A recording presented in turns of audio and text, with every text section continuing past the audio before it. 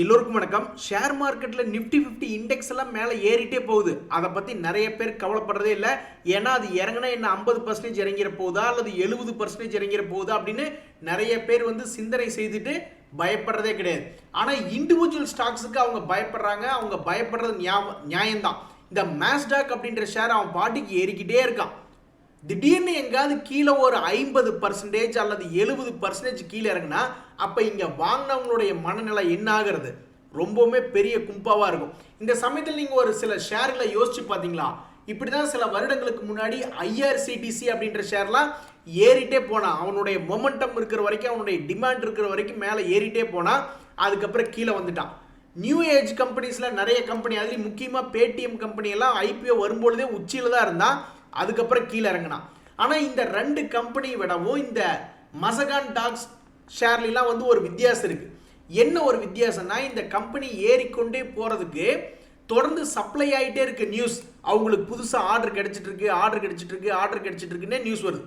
என்னைக்கு இந்த கம்பெனி தலை குப்புற கீழே விழுகுன்னா, ஏதாவது ஒரு ரிசல்ட் வெளியிடும் பொழுது, அடுத்த வருஷம் ரிசல்ட் வெளியிடும் பொழுதோ அல்லது இந்த வருஷத்தில் ஏதாவது ஒரு குவார்டர்லி ரிசல்ட் வெளியிடும் பொழுதோ அவங்களுடைய ப்ரீவியஸ் குவார்ட்டரை விட இந்த ப்ரீவியஸ் குவார்ட்டர் லாபம் கம்மியாக இருக்குது, அல்லது அவங்க மேனேஜ்மெண்ட் எங்களுக்கு வர வேண்டிய ஆர்டர்லாம் நிறைய வந்துடுச்சு, இதெல்லாம் நாங்கள் செஞ்சு அனுப்புறதுக்கே டைம் ஆகும், நாங்கள் இன்னும் எக்ஸ்பென்ஷன்லேயே போகல அப்படின்ற மாதிரி சொல்லும் பொழுதோ, அல்லது அவங்களுக்கு ஃபியூச்சரில் ஆர்டர் வராது அப்படின்ற மாதிரியான ஒரு சூழ்நிலையில் தான் இது போன்ற ஸ்டாக்ஸ் எல்லாம் பெரிய அளவில் கும்பா பாடும். அது வரைக்கும் என்னை பொறுத்த வரைக்கும் மொமெண்டம் இருக்கிற வரைக்கும் ஏறிக்கிட்டே போகும். இந்த மாதிரியான ஷேர்கள்லாம் யார் வச்சிருக்கணும் என்னை பொறுத்த வரைக்கும் அப்படின்னு கேட்டால், இதெல்லாம் முதல்லயே வாங்கி வச்சவங்க மேல் நோக்கி வந்ததுக்கப்புறம் ஒரு 100% ப்ராஃபிட் புக் பண்ணதுக்கப்புறம் ஃப்ரீ ஷேர்ஸ் அப்படியே ரன் பண்ண விடுறதுக்கு இது ஒரு பொருத்தமான ஷேர். புதுசாக போய் யாராவது வாங்குறாங்கன்னா என்னை பொறுத்த வரைக்கும் அதெல்லாம் 20% கீழே இறங்கினாவே அது ஸ்டாப் லாஸ் போட வேண்டிய இடமா தான் நான் பார்க்குறேன். அப்படி இல்லைன்னா இது ஒரு 20-40 வருஷத்துக்கு லாங் டேர்மில் வாங்குறவங்களுக்கு தான் என்னை பொறுத்த வரைக்கும் இது ஒரு பயமில்லாத ஒரு கம்பெனியாக பார்க்குறேன். இல்லைன்னா வேற யாராக இருந்தாலும் இதில் பிளான் இல்லாமல் இறங்கினா கண்டிப்பாக நம்மளை பங்க்சர் பண்ணிடுவாங்க. அதனால ஷேர் மார்க்கெட்டை பொறுத்த வரைக்கும் எதுவுமே யோசிச்சிடுங்க. இந்த IRCTC IEX போன்ற பங்குல எப்படி குப்புன்னு விழுந்தா பார்த்தீங்களா? அதனால எதுவுமே நீங்கள் என்ன பண்ணுறீங்க அப்படின்ற ஒரு தெளிவு வேணும். நண்பர்களே, இன்னைக்கு வாலட்டிலிட்டியான நாளாக இருக்கும்னு நான் எதிர்பார்த்தேன். இன்னைக்கு வீக்லி எக்ஸ்பைரி நிஃப்டியில். ஸோ எப்படி ஒரு 300-400 பாயிண்டில் மிகப்பெரிய அளவில் ஏறி இறங்குவான்னு பார்த்தா வெறும் 15 பாயிண்டில் க்ளோஸ் பண்ணிட்டானுங்க. நண்பர்களே, SSWL அப்படின்னு ஒரு ஷேர் ஒன்று பார்த்துக்கிட்டு இருந்தேன். ஸ்டீல் ஸ்ட்ரைப்ஸ் வீல்ஸ் லிமிடெட் அப்படின்ற ஒரு ஷேர். இது மைக்ரோ கேப் இண்டெக்ஸில் இருக்குது. நிஃப்டி மைக்ரோ கேப் இண்டெக்ஸில் இருக்குது. இந்த ஷேரை பொறுத்த வரைக்கும் என்ன ஒரு அட்வான்டேஜ் பாயிண்ட்னா, இது ஒரு டிவிடெண்ட் கொடுக்கக்கூடிய கம்பெனியாக இருக்குது. இவங்க இருக்கக்கூடிய டிவிஷன் அப்படின்றது பார்த்தீங்கன்னா ஒரு மேனுஃபேக்சரிங் செக்டரில் இருக்காங்க. அப்போ இந்த கம்பெனியினுடைய ப்ராஃபிட் அண்ட் லாஸ் எல்லாம் எப்படி இருக்குன்னா ஏர்முகமாக இருக்குது. 2022, 23, 24 பார்க்கும்பொழுது ஒரு நல்ல வளரும் விதமாக வந்துகிட்டு இருக்கு. முதலீட்டாளர்கள்லாம் இருக்காங்களா அப்படின்னு பார்த்தோம்னா, டிஐஸ் எல்லாம் பார்த்தீங்கன்னா இப்போ சமீபத்தில் ஹோல்டிங் பர்சன்டேஜை இன்க்ரீஸ் பண்ணியிருக்காங்க. ஆனால் இந்த ஷேரினுடைய விலை தற்சமயத்துக்கு இறங்கு முகமாக இருக்கு. அந்த இறங்கு முகத்தை நிறுத்திட்டு தொடர்ந்து வீழ்ச்சி அடைஞ்சு கொண்டே வந்துட்டு இருந்த பங்கு தான். இதுக்கு முன்னாடி அதே மாதிரி தான் வீழ்ச்சி அடைஞ்சிட்டே வந்துட்டு ஒரு இடத்துல நிறுத்தி சப்போர்ட் எடுத்து மேல் நோக்கி பெரிய அளவில் ஏறி வந்தான். அப்போ அதே மாதிரி இந்த ஷேர் இப்போ இந்த இடத்துல நிறுத்தி தன்னுடைய சப்போர்ட் எடுத்துட்டானா அடுத்த ஒரு 6 மாதம் அல்லது ஒரு வருஷத்துக்கு இப்படி ஏறுமுகமாகவே இருக்கக்கூடிய இந்த பங்கு மேபி 300 ரூபா தொடுவானா அப்படின்ற ஒரு எதிர்பார்ப்பை இந்த SSWL அப்படின்ற ஷேர் உருவாக்கி இருக்கு. அதே மாதிரி இந்த மேஸ்வின் பஜாஜ் ஹெல்த் கேர் அப்படின்ற ஒரு 2 ஷேர் பார்த்துக்கிட்டு இருந்தேன். அவனுல சப்போர்ட்ல இருக்கக்கூடிய ஆள் தான் மேல் நோக்கி வருவானுங்களா அப்படின்னு பார்த்துருந்தேன். இன்னைக்கு இந்த 2 ஷேருமே நீட்டிப்படுத்திட்டாங்க. இந்த சமயத்தில் சன் ஃபார்மா அப்படின்ற ஒரு ஷேர் அருமையான ஒரு தங்கப்புள்ளை அப்படின்ற பேர் வாங்கியிருக்கு. அதாவது இந்த ஷேர் ஒரு வெட்டுக்கிளியா மாறி பரப்பானோ மேல் நோக்கி அப்படின்ற மாதிரி நான் யோசிச்சுக்கிட்டு இருந்தேன்.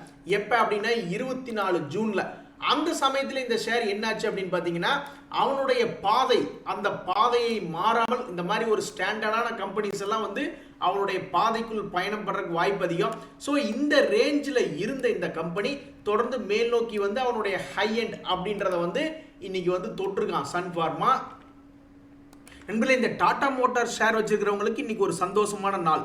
என்ன அப்படின்னு பார்த்தீங்கன்னா, இன்னைக்கு ஒரு 2.25% மார்க்கெட்டே ரொம்ப ஸ்லோவாக இருக்கு. ஆனால் ஒரு 2.25% ஏறி இருக்கான். இந்த வகையில் டாடா மோட்டார்ஸுமே ஒரு குறிப்பிட்ட மூவ்மெண்ட்டுக்குள்ளே தான். ஏன்னா அதில் பெரிய பிரேக்கிங் நியூஸ் அப்படின்ற மாதிரி வரமாட்டேங்குது. அதனால் தொடர்ந்து ஏறிக்கொண்டே வந்துட்டு இருந்த இந்த பங்கு ஒரு சாதா ஷேர் ஆயிடுச்சு. சாதா ஷேர் ஆனதுனால என்ன ஆகுதுன்னா ஒரு சைடு வேஸ்க்குள்ளேயே ஆகிறான்.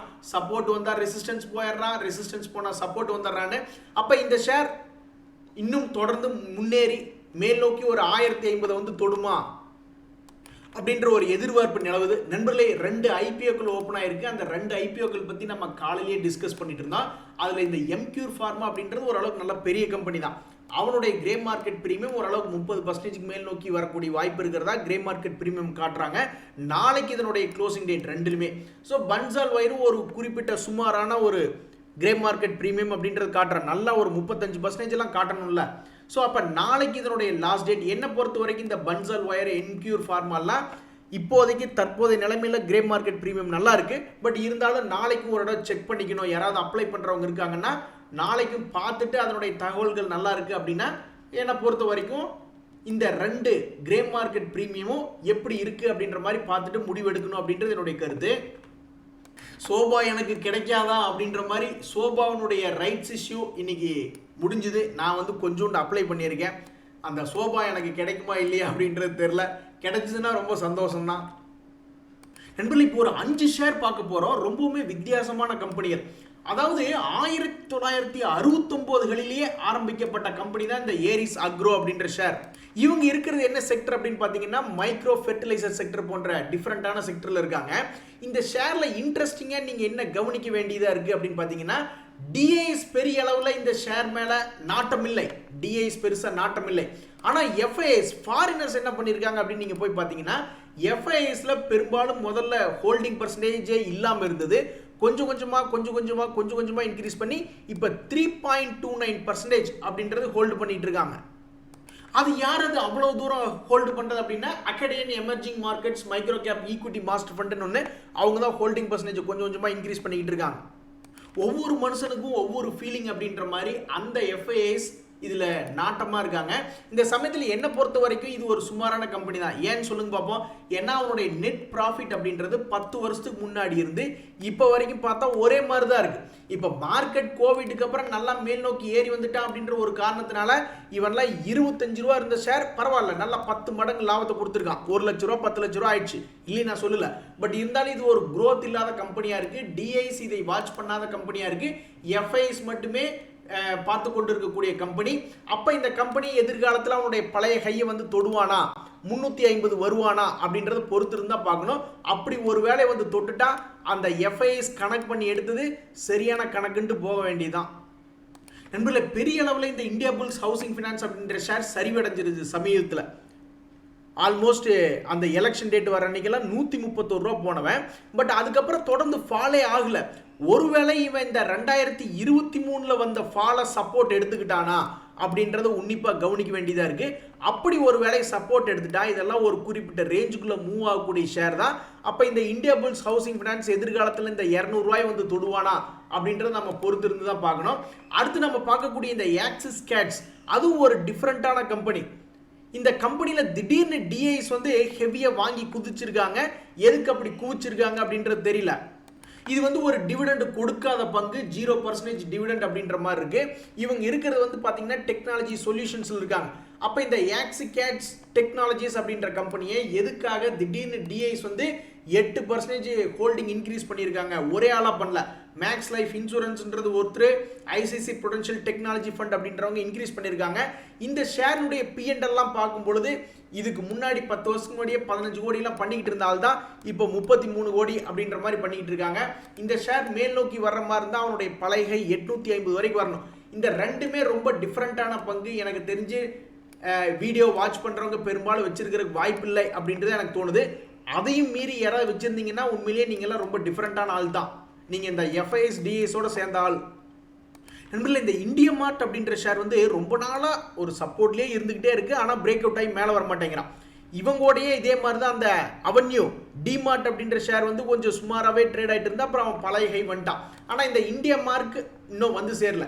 இவன்லாம் மேல் நோக்கி வர மாதிரி இருந்தால் ஆல்மோஸ்ட் 5000 ரூபா வரணும். தற்சமயத்துக்கு இந்த ஷேர் தற்போது ஒரு மாதிரி புல்லிஷ் மொமெண்டம்லேயே தான் ட்ரேட் ஆகிட்டு இருக்கு. ஒருவேளை எதிர்காலத்தில் பிரேக் அவுட் ஆகி 5000 ரூபா வந்துச்சுன்னா ரொம்ப சந்தோஷமா இருக்கும். நண்பர்களே, உத்தம் சுகர் அப்படின்ற ஒரு ஷேர் ஒன்று பார்த்துக்கிட்டு இருந்தேன். உண்மையிலேயே இவன் உத்தமனா இருந்து எல்லாத்துக்கும் லாபத்தை அள்ளி கொடுப்பானா இந்த ஷேர் ஹோல்டர்ஸ்க்கு அப்படின்ற மாதிரி பார்த்துட்டு இருக்க வேண்டியதா இருக்கு. ஏன் இவன் திடீர்னு புல்லிஷ் மொமெண்டம் காட்டுறான்? ஒருவேளை அவனுடைய P&L நல்லா இருக்கு அப்படின்னு பார்த்தோம்னா தற்சமயத்துக்கு அது ஒரு லாபகரமான கம்பெனியாக தான் இயங்கி கொண்டு இருக்கு. ஒருவேளை பெரிய ஆளு யாராவது இதை கை வச்சிருக்காங்களா அப்படின்ற மாதிரி பார்த்தோம்னா பூஜ்ஜிய குட்டி. டிஐஸ் வந்து சுத்தமாக அதனுடைய ஹோல்டிங் பர்சன்டேஜே இல்லை. எஃப்ஐஸும் அவங்களுடைய ஹோல்டிங் பர்சன்டேஜ் சுத்தமாக இல்லை. சரி, பப்ளிக் ஃபிகர்லையாவது யாராவது பெரிய ஆளுங்க நம்பி எடுத்து வச்சிருக்காங்களான்னு பார்த்தா எங்கேயுமே இல்லை. சரி, எதுவுமே இல்லை, நம்பிக்கையான ஆளுங்க எதுவுமே இல்லை. ஸோ என்னை பொறுத்த வரைக்கும் ஒரு ஷேர் வந்து அவனுடைய சப்போர்ட் ரேட்லேருந்து மேல் நோக்கி வர்றதுக்கு கெஸ் பண்ணுறதில்ல. அவன் ஒன்றா டிவிடெண்ட் கொடுக்கக்கூடிய பங்காக இருக்கணும், இல்லைனா ஹெவியாக ப்ராஃபிட் பண்ணக்கூடிய பங்காக இருக்கணும், அல்லது டிஐஸ் எஃப்ஐஸ் ஹெவியாக ஹோல்டு பண்ணணும், அல்லது ஹோல்டிங்கை இன்க்ரீஸ் பண்ணணும் அப்படின்ற மாதிரி இருக்கணும். இது 50% பாஸ் ஆயிருக்கு, 50% ஃபெயில் ஆயிருக்கு அப்படின்ற மாதிரி இருக்குது இந்த உத்தம் சுகர் மில்ஸ். இன்றைய வீடியோ அனைத்தும் உங்களுக்கு உதவியாக இருந்ததுன்னு எனக்கு சந்தோஷம் தான். ரொம்ப நன்றி, வணக்கம்.